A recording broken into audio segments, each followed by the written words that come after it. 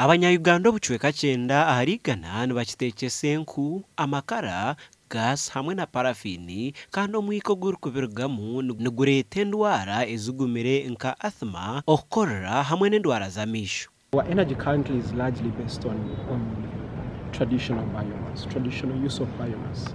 And that doesn't just have an impact on the climate, on the environment, but on various other facets. Yeah? So, for example, the health of the people that are exposed to the smoke, that are exposed to the particulate matter from burning of wood in open stoves. That's a big issue. Leading to the environmental concerns on issues of emissions that have been arising as a result of fossil fuels.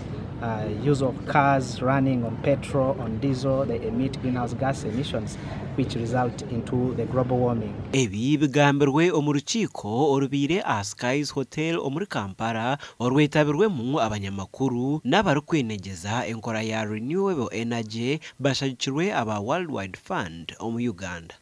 Of course, for full renewable energy transition, we require over $300 billion US. So to reach there by 2050. We just launched the energy policy a few months ago, and that's the energy policy 2023. We have several strategies that have been developed. We have the clean energy, the clean cooking strategy. We have electric cooking strategy. We have the sustainable biomass strategy. We have, I think, also works ongoing on green hydrogen. Abahangu nibagira ngu ebintu ebi nibishohoza omwika gwa carbon oguriyo gwakabikahango ahakushisha ebyobuhangwa otireho n'okutema emiti, okwosya amakara hamwe n'okushenya enku.